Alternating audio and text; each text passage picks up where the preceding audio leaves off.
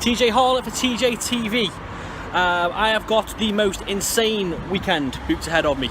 It's starting with a gig with my band, the Very Petticoats, here at Pilgrims Pit in Stoke. Really intimate venue. We're playing with BOOGEYMAN The Ghouls. We've also got the Night Arcade in Manchester tomorrow night, followed up by a comedy show on Monday night. So this is my manic weekend.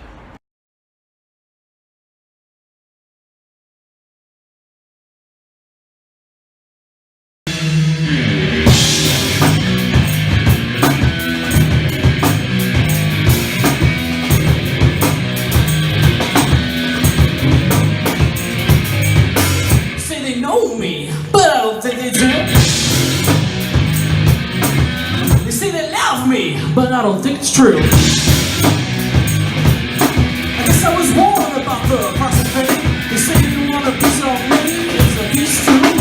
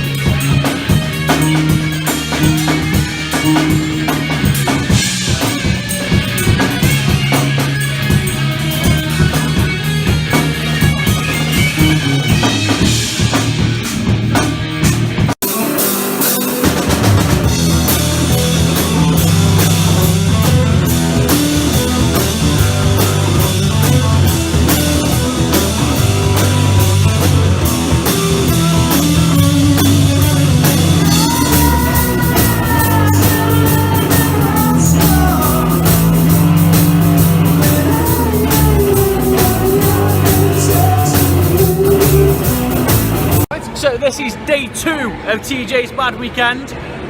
Synthwave night in Manchester. We're at Stoke Station just waiting for the old transports. So after the absolute farce of trying to find the hotel, his fault. telling the Uber driver where to go, booking into the hotel, in Manchester, he's booked an hotel in Stockport. booked the hotel which doesn't have a connecting door to the other room, Kleon. Only fucking day they won't do Manchester is when Man United are fucking at home. Heading out now. We're all dressed to impress, 80s styly. We're going to go and find somewhere to watch the AJ Povetkin fight, and then we're going to get on Night Arcade. So we've hit the first destination on the Booze Up road trip. We're at the Alchemist. enjoying what we got? Is it Rhubarb and custard something or other. Rhubarb and custard sours. It's alright. Kleon drowns next, so we're really pushing the boat out. If you can afford Yeezy, you can afford a decent drink. Can we just address the beautiful drink that Kleon's just bought us? The Wimbledon. It's called the Wimbledon. It was like strawberries and cream and loveliness. And booze. And booze. It was like an orgy in my mouth and every fucker was there. And everyone was coming. It was working. It's a point in my mouth and everybody's coming. It was like 1,000 angels with jersey on my tongue. Springing from their feet, and the legs of Joshua look strong and sturdy. It was a very active. So we've just watched Anthony Joshua have a very deserved victory. Purple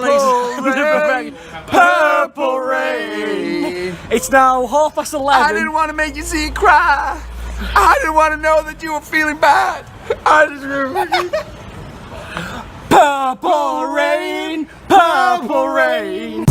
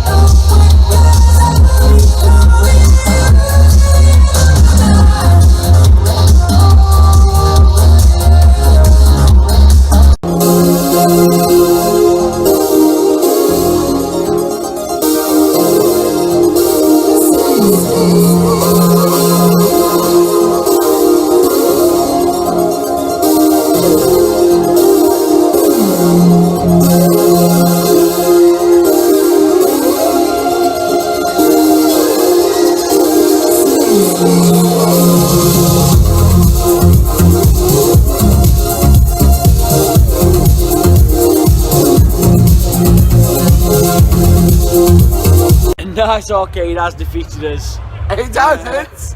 I'm still ready. These don't go back home. We made it through to what, half two, I'm not quarter to three? finished. I'm not finished. And these bitches won't go back home. I'm not happy about it. No, I'm not happy about it. I'm on. It's the morning after the early hour of the morning before. We're on a fucking bus. Yeah, and we're doing that rooftop tour of rooftop tour of Manchester. We wanted to do, so I can point everything out to Dave. Look, Dave, some graffiti. This is how I know TJ charges £4 for a temporary gig. Go on a fucking bus. Look, Dave. That time. Subway. They're just subbing out and go bus. Make sure we go look at the subways. It's coming up. You don't see them back home. It's not even funny.